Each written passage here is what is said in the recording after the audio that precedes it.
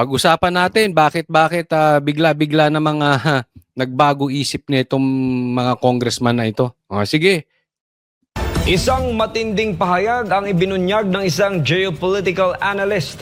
Nasa likod umano ng mga kilos para ma-impeach si Vice President Sara Duterte ang Estados Unidos. At ang layunin, hadlangan daw ang kanyang kandidatura para sa 2028 presidential elections. Narito ang balita ni Almar Forzuelo.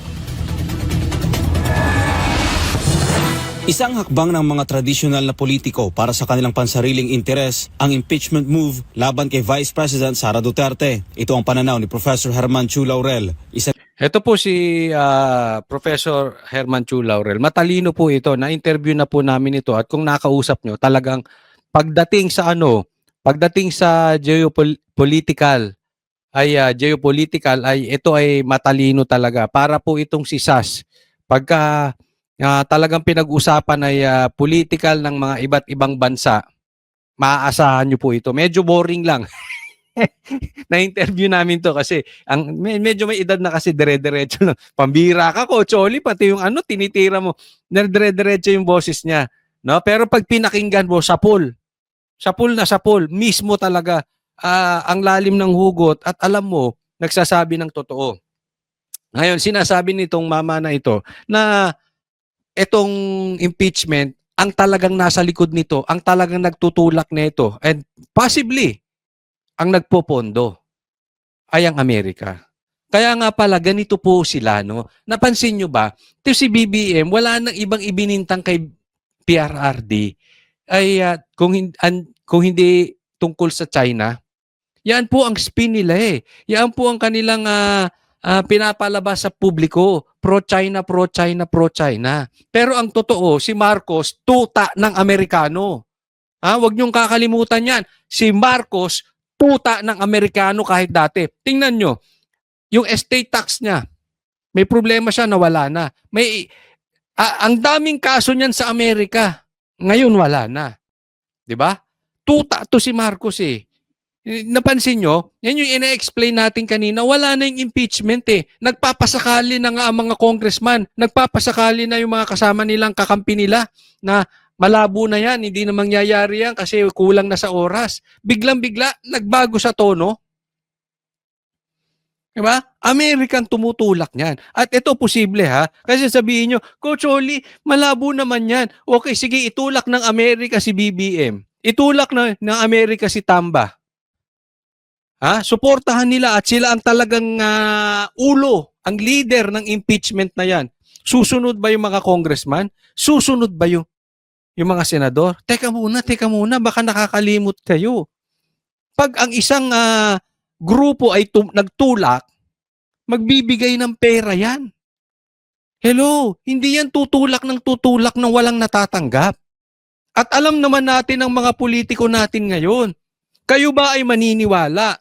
Tanong ko lang sa inyo, Derechahan, kayo ba ay naniniwala na yung mga pumirma walang natanggap? Ultimo yung congressman na kasama nila, si Kong Alvarez, sinasabi, imposibleng wala silang natatanggap. Imposibleng hindi ito galaw ng presidente. Diba? Congressman yan. May umamin pa nga, meron silang natatanggap, maybe indirectly, sa pangalang ayuda o papangalanan nilang proyekto o papangalanan nila ng regalo. Pero ganyan yan. At money talks, mga kababayan natin. Pag ang Amerika, ay nako. Di ba?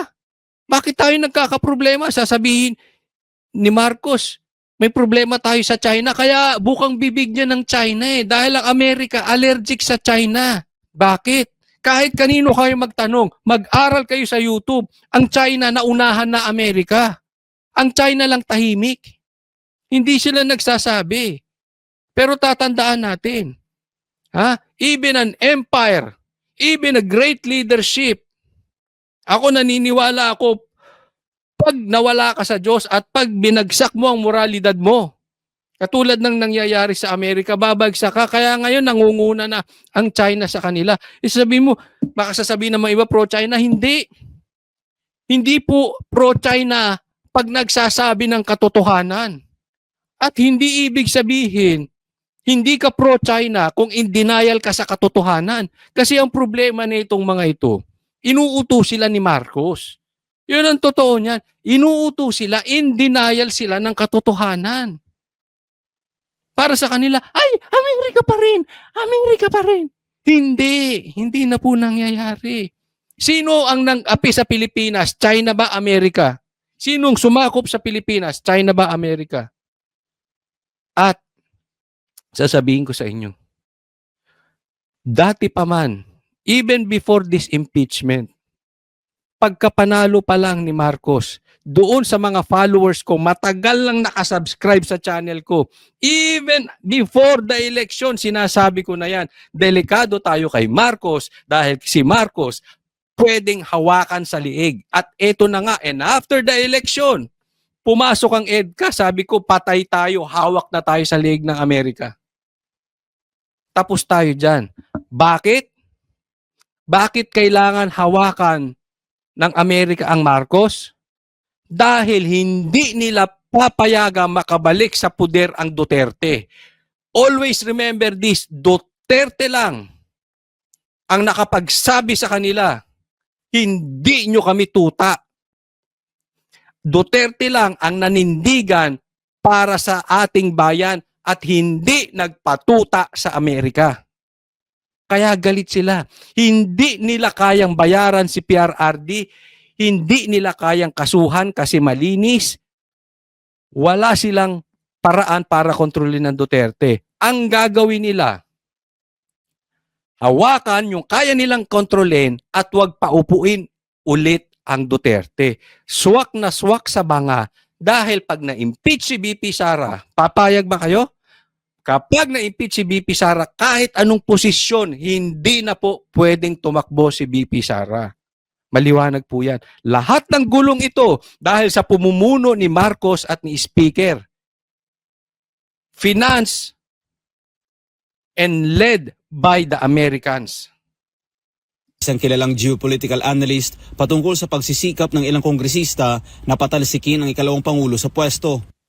Thus, the impeachment of Vice President Sara is a quote-unquote marriage of convenience between the Trapos who want to remain in power forever like Romualdez and Uncle Sam who wants us to be its forever backed out by the Ayan. Ang ibig niya sabihin, ano yan parang marriage yan, parang relasyon. Na isa, nakatulad ni Speaker na swapang sa hindi na bababa at may pangarap maging presidente. At si Marcos na wants to be in control always, ang kanilang pamilya. Ugali na ng Marcos yan, hindi yan bumababa. Unless kaladkarin mo, tsaka mo bitbitin sa Hawaii. Pero hindi yan bababa ng kusa. Buhaya yung mga yan Buhaya sa kapangyarihan yung mga yan. Eto naman si Uncle Sam, gusto niyan, kontrolado tayo. Bakit? Panlaban sa China. destroying leaders not willing to serve its interests. Sa isang forum na inorganisa ng Asian Century Philippines Strategic Studies, binigyan din ni Professor Laurel na mga atake laban sa mga Duterte ay nagsimula matapos ang pagbisita ni Pangulong Ferdinand Marcos Jr. sa Estados Unidos. Yun, kita mo yung timing. Yung ang pag-atake, pag-atake ng Pilipinas, yung pagbisita niya dyan, iba talaga. Iba. We are lucky now na medyo mag-iiba ng tono. Posibleng ang bunutin ng EDCA dito sa Pilipinas dahil sa pangunguna ni Trump. At sinabi niya, hindi niya bibigyan ng priority ang mga gera-gera, hindi katulad ni Biden na puro gera-gera. Ito naman si Marcos, wala ding backbone, nagpapahawak sa liig. Estados Unidos.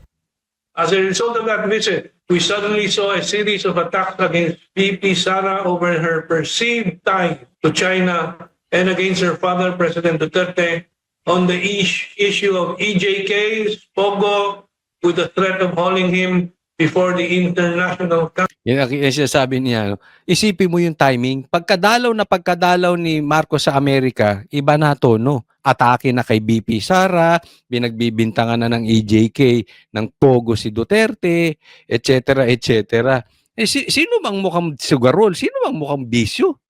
Di ba? Marcos? Mandiri ka nga sa sarili mo.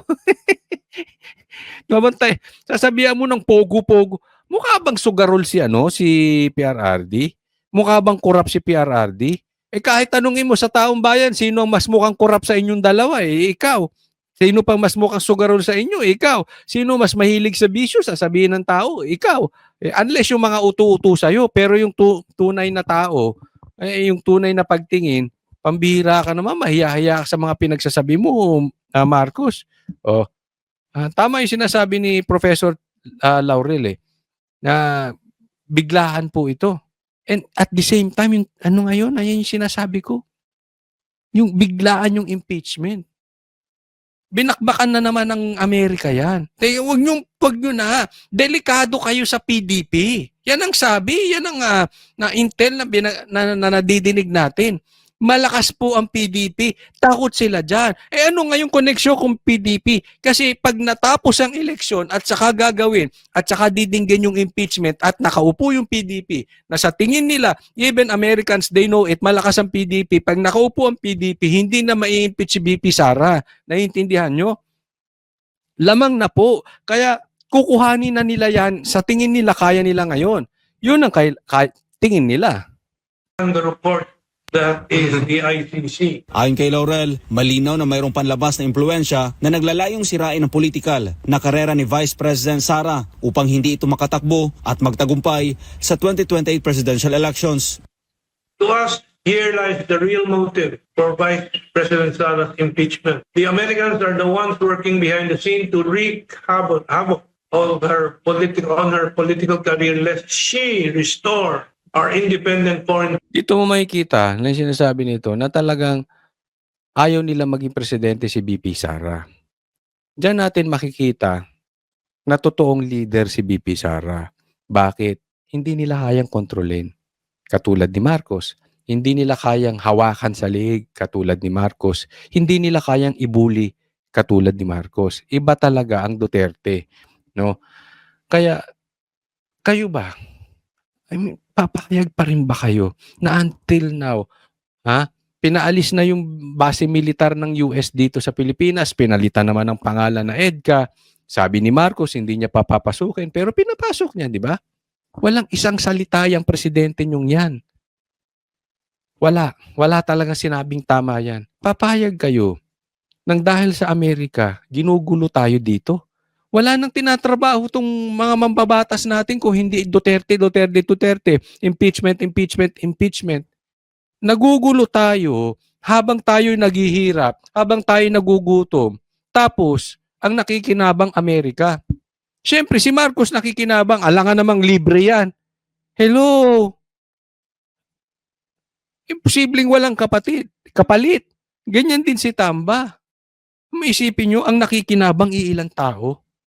Buong bansa nagsasuffer. Naiintindihan nyo ba yung impact ng pangingialam ng Amerika sa atin? Maawa tayo sa Pilipinas. Policy should she become our next president in 2028. Sa kanyang pagtatapos, iginiit ni Laurel na kung may dapat man umanong ma-impeach, hindi ito si VP Sara, kundi si Pangulong Bongbong. I agree with you. I agree. Dapat si Marcos, ang laki problema. Ito na lang. Yung problema sa BICAM, wala siyang nasabi. Lantarang pagnanakaw yun. Yun ay lantarang korupsyon. Pero itong mama na to, tahimik. Akala mo ang linis. Si Sara pa ang pinai-impeach. Wala namang bayag. Ay, sorry. Sorry. Wala namang para manindigan. Kunwari, hindi siya nagpapa-impeach. Kunwari, ayaw pa niya, pero yung anak niya ang unang pumirma. Ganyan po ka-fake ang tao na to. Gigil na ako dito. Peke ito. Pama na ito. Nagugutom tayo samantalang siya namamayagpag. Ba't nyo pinabalik-balik pa yan? Hindi. Walang sisiyan. Ha? Pero ito demonyo talaga. I mean, pag binigyan ka ng pagkakataon, isipin mo, binigyan na siya ng pagkakataong buhayin yung pangalan ng Marcos. Ano pang ginagawa niya? Dahil kasakiman ng pera. Ala talaga. Marcos Jr. dahil sa mga isyong hinaharap ng bansa na tila hindi nito binibigyang pansin, partikular na ang mga kontrobersiya sa 2025 national budget na apektado ang lahat ng sektor ng lipunan. If there is anyone that should be facing impeachment, it is President Bongbong Marcos and his key henchmen for ruining the nation's unity, peace, stability, and economic health due to their massive plunder of the 2025 national budget that has enraged all sectors of Philippine society. Para sa Diyos sa Ay, grabe. Next topic po tayo. Wala na tayong magagawa dyan kay Marcos. Talagang bangag na eh. Eto, pag-usapan na lang natin. Ha? Si Tamba, natakot na, nagtatago. Nagtago na. Natakot sa korte. Umalag naman ang ilang kongresista sa petisyon ni Vice President Sara Duterte sa Korte Suprema para harangin ang napipintong impeachment trial sa kanya. Tingin naman ng ilang mambabatas. Ako, pabor ako na hinarang ni BP Sara at hinihingi sa korte na magkaroon ng temporary restraining order dyan sa impeachment na wag ituloy. It's really about time na opensiba na tayo mga kababayan. Hindi na tayo pwedeng tayo lagi pinapatawag, nagre-react lang tayo. Hindi. Tayo na magdemanda. Maganda nga, dinimanda ni Kong Alvarez to si Tamba, kaya nga nagtatago na. Ngayon, opensiba, hindi. Sasabihin nila, takot si BP Sara sa impeachment. Hindi. Ako tama yung ginagawa ni BP Sara. Hindi yung pwedeng, papakita namin sa inyo, hindi kami takot. Sige, mag-ano pa kayo. Hindi kami natatakot, ipatawag nyo kami sa Quadcom nyo, pupunta kami dyan. Mga tanga. Hindi ganon. Gusto nyo kaming ipatawag, paghirapan ninyo, kunin nyo ang batas sa tamang paraan. Hindi yung basta kayo dyan para kayo nagtawag dyan ng aso. Punta kayo sa Quadcom. Sara, halika dito. Digyan namin ang hearing mo. Hindi. Hindi na po pwedeng ganon. Hindi na kami papayag ng inaapi. Hindi na kami papayag ng inaabuso. Lalaban na kami. Hindi kayo pakapunta. Catch. Mga tanga. Anong tingin nyo sa amin? Nakaasa sa ayuda? Kasi yung mga pinapaasa nito, itong mga itong mga politiko nito, yung mga tao sa ayuda. Kaya nauuto nila. Ganyan ang gustong gawin sa Pilipino, puro tanga. Excuse me, hindi po kami. Pag merong ayuda dyan, kunin nyo lang. Pera nyo yan eh. Pero wag nyong boto. Kasi gagawin kayong tanga. May nabantalaan ako isingit ko lang to. Ang kakapal ng mukha ninyo. Nagbibigay daw kayo ng ayuda dyan sa banda sa Alfonso. Mga animal kayo. Tapos, nagbibigay kayo ng ayuda dyan. Pag-aantayin yung pagkatagal-tagal, bakit inaantay nyo yung politiko para magbigay? Matatanda, pinag-aantay ninyo, bibigyan nyo ng 3,000, 2,000 pesos, ang kakapal ng mukha ninyo. Pera ng taong bayan yan. Huwag nyo nang antayin yung politiko. Pag andyan na yung pera, ibigay nyo. Ba't pera ba ng mga politikong animal yan? Kaya kayo mga nakakatanggap kayo, pag ang nag-abot sa inyo ng pera politiko, kunin nyo lang, ibulsa nyo, pero sabihin nyo sa kanila, gago. Pera nyo yan. Huwag nyo iboboto. Bakit? Kurakot yan. Bakit kailangan nyo silang antayin?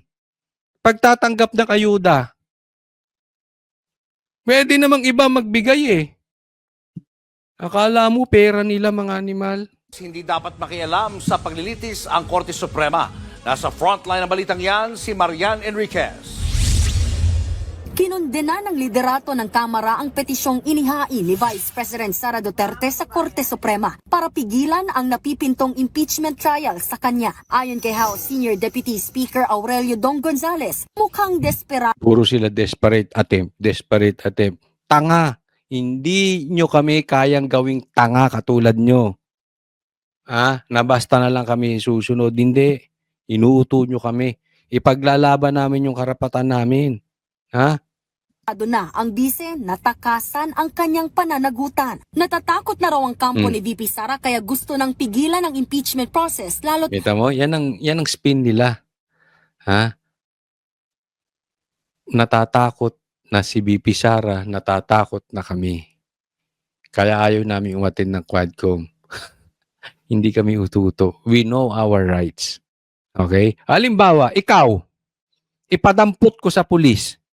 Anong sasabihin mo? Tanga ka? Anong sasabihin mo? Sige, sama ako.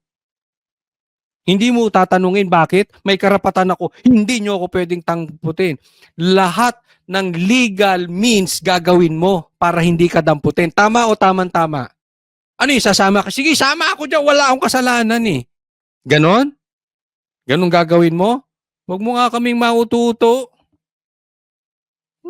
Masisilip ang kanyang bank records. Tinawag namang garapalang pagtatangka ni House Deputy Speaker J.J. Suarez ang Ilan ba petisyon ni boto mo, VP Sara Suarez? na harangin ang impeachment trial. Git niya, kung talagang inosente ang bise, harapin na lang sana niya. Ang linis mo, no? Kala mo tong Suarez na to, walang kaso. Ha? Hindi pwedeng gano'n na. Kung inosente ka, harapin mo. Hindi pwedeng gano'n. Meron kaming karapatan. Karapatan namin ipagtanggol ang sarili namin. Kayo nga, takot magpa-drug test eh. Bakit? Adik ka? Ano sabi ninyo? Pag nanumpa si BP Sara, magpapa-drug test kayo. Nagpa-drug test ba kayo? Di ba may karapatan eh. Huwag mong maano-ano kami. Ay, puro ganyan yan eh. Kala mo ang lilinis na itong mga Ang to? mga paratang laban sa kanya, imbes na tumakbo at humiling ng proteksyon sa Korte Suprema. Sabihin nyo yan pag nakaupo na si BP Sara, ha? At pag kayo naman ang nakasuhan, ibabalik namin sa inyong lahat yung mga sinasabi ninyo. Harapin nyo na lang ang kaso. At yun nga mga kababayan, anong masasabi niyo sa balitang ito? Maaring ihayag ang inyong opinyon at kuro-kuro sa comment section sa ibaba. Huwag din kalimutang mag-like, mag-subscribe at mag-share sa bidyong ito. Maraming salamat sa panonood.